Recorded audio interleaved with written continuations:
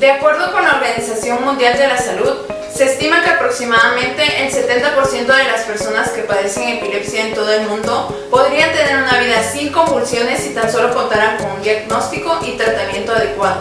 Buenos días, somos Paola Soto Cisneros Y Verónica Medina Martínez, estudiantes del sexto semestre de bachillerato en la modalidad semestral en el Instituto Luis Sarmiento, contando con el apoyo del licenciado Julio César Benítez Bartolano, ejerciendo el rol de asesor interno, y la químico farmacobiólogo Janet Milady Domecq García, quien funge como asesor externo.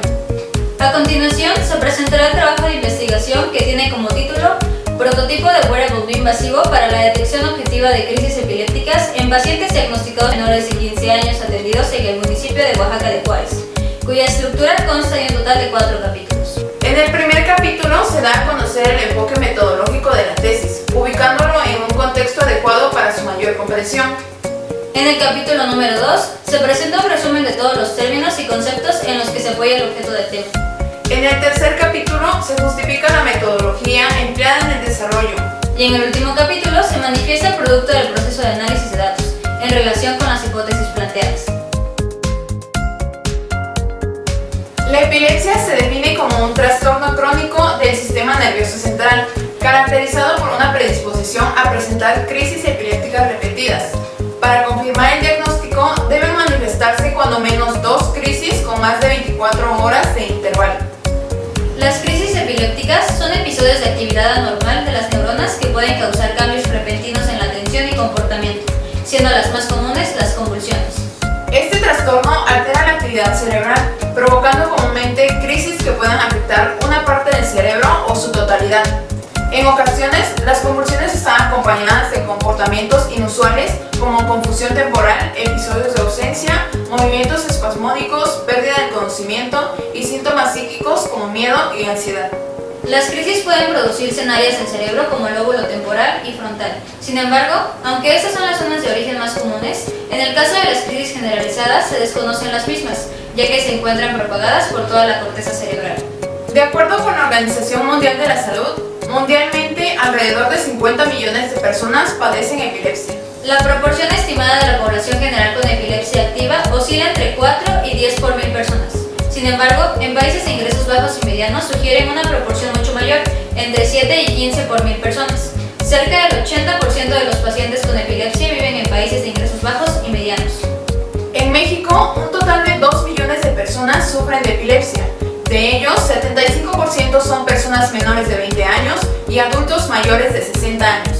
La epilepsia no solo deteriora el estado físico del paciente, también conlleva consecuencias sociales y psicológicas como la pérdida de interés al realizar sus actividades, autoestima baja considerable, sentimiento de tristeza como parte de su estado emocional y de su personalidad, y trastornos de ansiedad caracterizados por presentar reacciones de miedo al tratar de anticipar ciertas amenazas que considera que pueda sufrir, generando un ambiente de tensión donde su evolución ante los tratamientos se ve afectada, pues su estilo de vida se caracteriza por una serie de restricciones respecto a su salud por parte de sus tutores al no tener un control en la predicción de las crisis. En México, este trastorno no ha sido lo suficientemente valorado por el área médica, convirtiéndose en una de las principales enfermedades vinculadas a la mortalidad por enfermedades no infecciosas de la población infantil. Con este trabajo se pretende beneficiar de manera directa a los pacientes menores de 15 años diagnosticados con crisis de epilepsia generalizada convulsiva, proponiendo un prototipo de wearable no invasivo que mide la impedancia galvánica de la piel a través de las glándulas sudoríparas, las cuales son excitadas por el sistema nervioso simpático cuando éste presenta niveles de estrés elevados, siendo el estrés un síntoma de la posible presencia de una crisis epiléptica. Todo esto con la finalidad de poder advertir al paciente de una próxima convulsión. 1. La niñez es una etapa crucial para el adecuado diagnóstico de la epilepsia. 2. El estrés es un factor clave para la detección de crisis convulsivas. 3.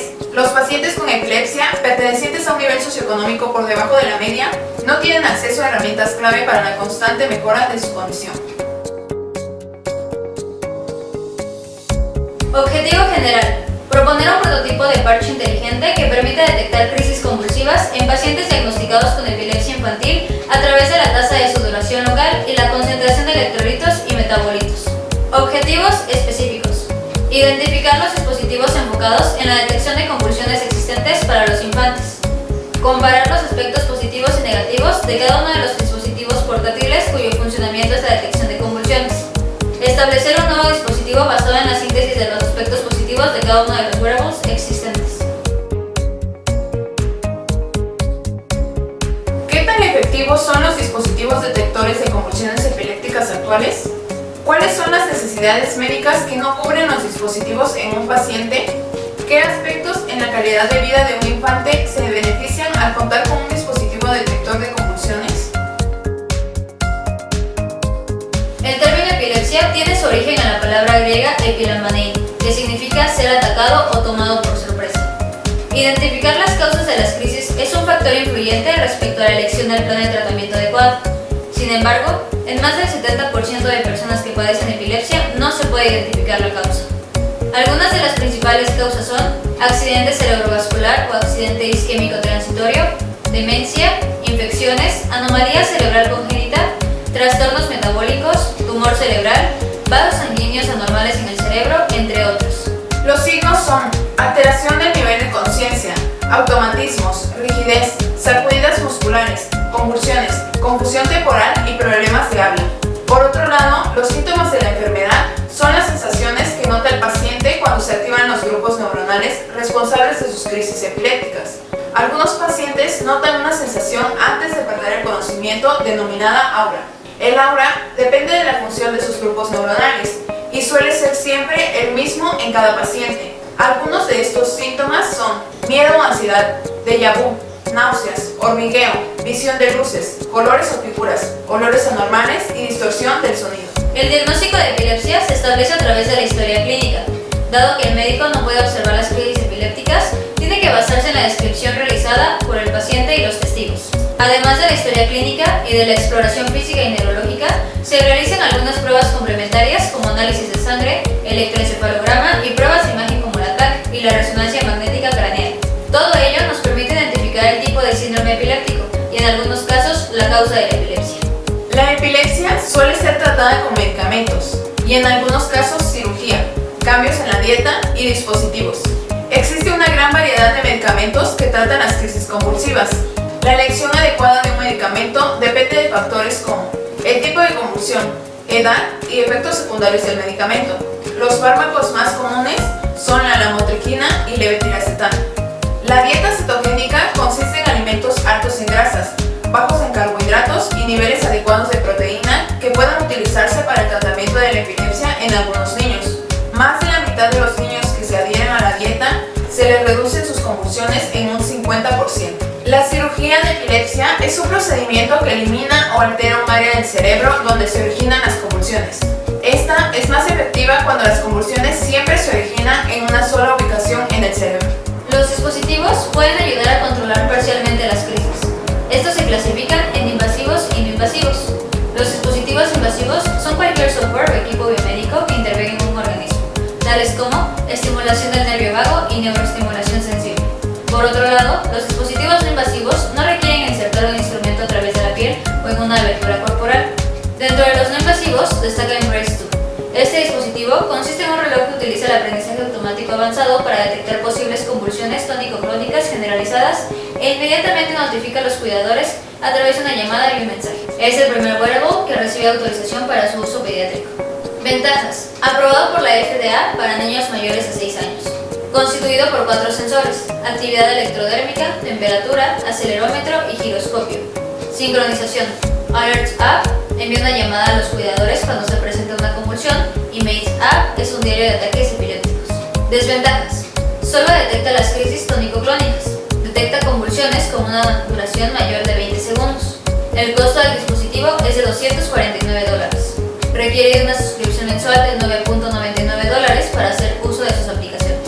Nightwatch es un wearable orientado a identificar ataques durante el sueño nocturno, mediante anormalidades en el ritmo cardíaco y los movimientos del usuario. Ventajas. Alta precisión en la detección de ataques. Está constituido por 2 parámetros: ritmo cardíaco y movimiento del usuario. Desventajas. Solo funciona en un horario nocturno, enfocado únicamente en crisis generalizadas tónico-clónicas. No predice las convulsiones, solo las detecta. MJN-SERAS es un wearable que alerta al paciente antes de tener una crisis de epilepsia. Consiste en un auricular capaz de recoger las señales eléctricas del cerebro para detectar las alteraciones del mismo y poder alertar que está a punto de padecer una crisis. Se puede realizar una evaluación continua de riesgo de crisis para determinar cuándo es bajo, medio o alto. Predice las convulsiones 60 segundos antes de que éstas sucedan. Hipersensibilidad a las crisis debido a la recopilación de actividad eléctrica por medio del canal auditivo. Detecta todo tipo de crisis. Desventajas: falta de adaptabilidad a la vida cotidiana, dependiente de un smartphone para su funcionamiento. Actualmente, las personas que padecen epilepsia sufren una gran discriminación y estigma. La enfermedad se sigue viendo como un tabú y esto repercute en la vida social de los pacientes, así como de sus familiares. Por otro lado, está el riesgo de sufrir además otros trastornos de salud mental. Hasta un 30% de los afectados padece depresión y ansiedad sin diagnosticar ni tratar. Algunas sugerencias a los familiares para ayudar en el desarrollo de la autoestima de sus hijos son: conversar sobre su diagnóstico de una manera positiva, evitar términos como discapacidad, involucrar al infante en las conversaciones en temas de epilepsia, reconocer sus intereses y talentos especiales, evitar las comparaciones en relación a otros niños, respetar la necesidad de tener privacidad, reconocer las fortalezas e intereses del niño, entre otros. De acuerdo con la clasificación de 1989 de la Liga Internacional contra la Epilepsia, las crisis se clasifican en 1. Crisis focales, aquellas en las que existe evidencia de inicio parcial y la actividad epiléptica queda circunscrita a pequeñas áreas de la corteza cerebral. Crisis parciales simples, cursan sin alteración del nivel de conciencia. Los síntomas indican la localización del área cortical donde se origina la descarga. Crisis parciales complejas, se presentan como alteración aislada o inicial del nivel de conciencia, se originan en el lóbulo temporal. Crisis parciales secundariamente generalizadas, surgen a partir de crisis focales, evolucionando hacia una crisis convulsiva tónico-clónica generalizada. Crisis generalizadas, episodios clínicos y electroencefalográficos bilaterales sin un comienzo focal detectable y con alteración de la conciencia desde su inicio. Crisis no convulsivas, presencia de una actividad anormal cerebral sin la manifestación de movimientos bruscos. Crisis convulsivas, disfunción cerebral repentina con caída que presenta convulsiones o anomalías de carácter temporal en el funcionamiento cerebral, acompañadas de pérdidas de conciencia. Crisis generalizadas tónico-clónica, pérdida de conciencia brusca.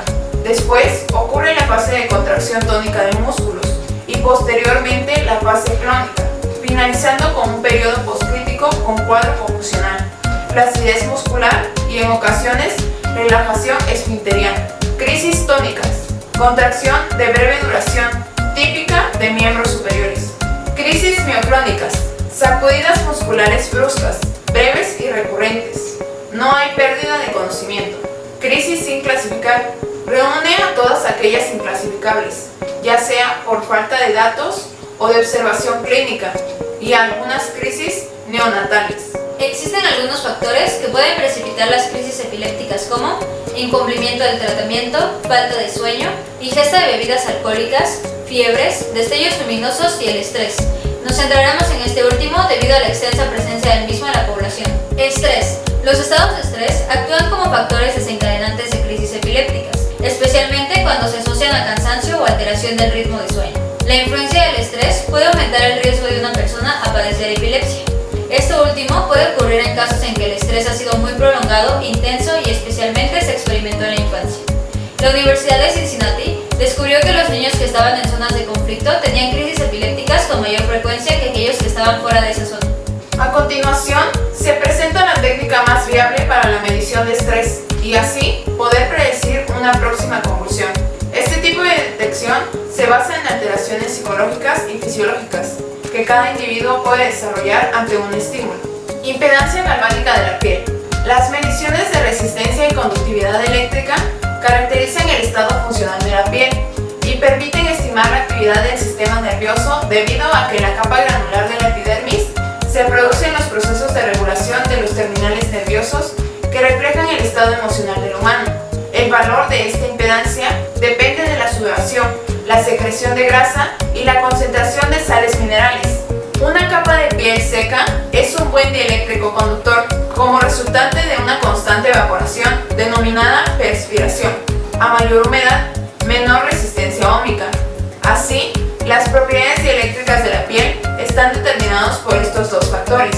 contenido de lípidos y baja humedad.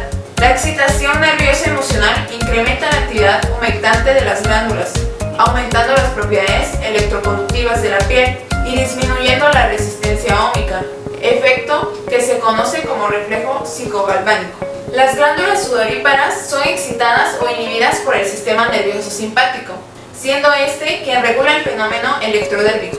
Al aumentar el nivel de estrés, aumenta la sudoración, dando como resultado una disminución en la resistencia eléctrica de la piel. En caso contrario, si el usuario entra en un estado de relajación, la sudoración disminuirá y la resistencia cutánea aumentará. Científicos de la Universidad de Berkeley están desarrollando un sensor de piel portátil capaz de detectar las sustancias presentes en el sudor. Se describe el nuevo diseño que se puede fabricar utilizando una técnica de procesamiento rollo a rollo, en la que esencialmente se imprimen los sensores en una lámina de plástico. Contiene un tubo microscópico en espiral que absorbe el sudor de la piel. El sensor puede informar de su tasa de sudoración. Además, está equipado con sensores químicos que pueden detectar concentraciones de electrolitos como el potasio y el sodio, y metabolitos como la glucosa. Una forma de fabricar rápidamente los parches de sensores en una técnica de procesamiento de rollo a rollo similar a la serigrafía. Este proceso permite la producción de gran volumen de parches desechables a bajo costo. La presente metodología de investigación empleada es de carácter mixto. Por un lado, representa los fenómenos mediante el uso y transformaciones de números, así como mediante textos, narrativas, símbolos y elementos visuales. El alcance de la investigación es de carácter correlacional, ya que se conoce la relación entre los dispositivos y las crisis generalizadas, así como se cuantifica y analiza la asociación. Nuestro trabajo está basado en un diseño de investigación correlacional, ya que evalúa la relación estadística entre los dispositivos y las convulsiones sin influencia de ninguna variable desconocida. La población a la cual se extrajo la información necesaria para realizar la investigación fue de una sociedad de pacientes con crisis convulsivas menores de 15 años, además de sus familiares y el neurólogo pediatra Carlos Mario Peregrino Santos. Homogeneidad.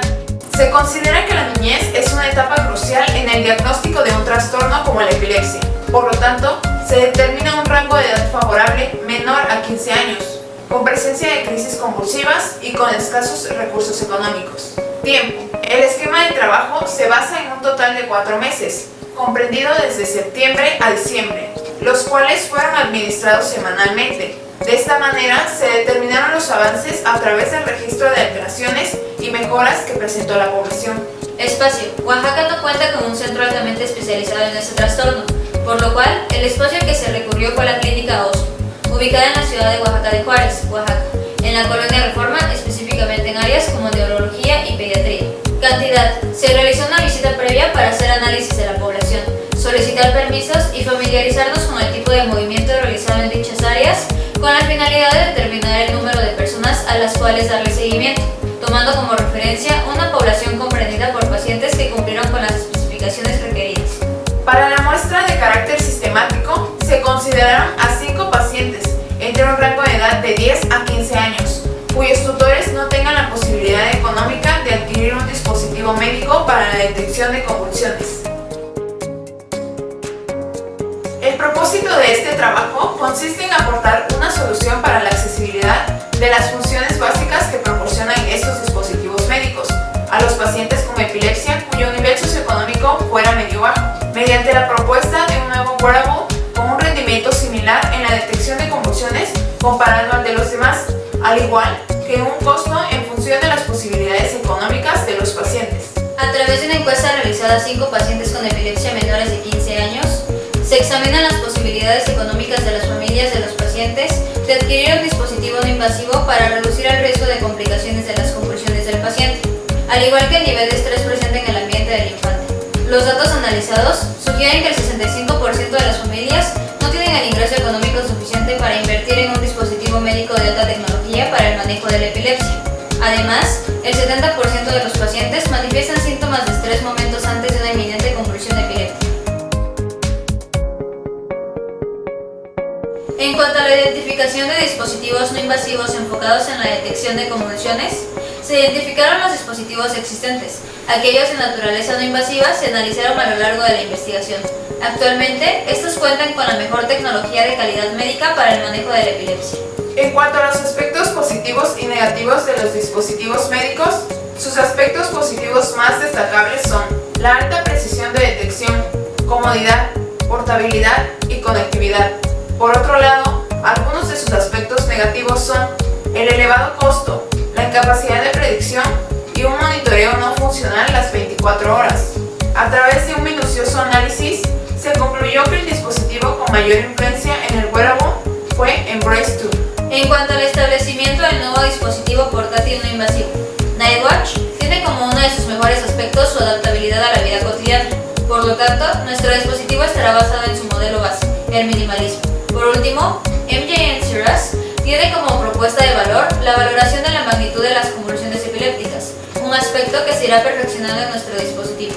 En cuanto a los beneficios que aporta un dispositivo médico en la calidad de vida del infante, las afirmaciones recién enunciadas abren la puerta a una serie de beneficios. Los wearables no invasivos generan un impacto enorme en la calidad de vida del infante, ya que contribuyen en la reducción de la brecha terapéutica existente en los países de bajos y medianos ingresos, así como también genera tranquilidad y paz al niño, permitiéndole un desarrollo sano y pleno. Esta conclusión abre la puerta a nuevas preguntas relacionadas con los alcances de los biosensores con respecto a los distintos trastornos neurológicos que tengan en común como desencadenante de episodios o crisis al estrés.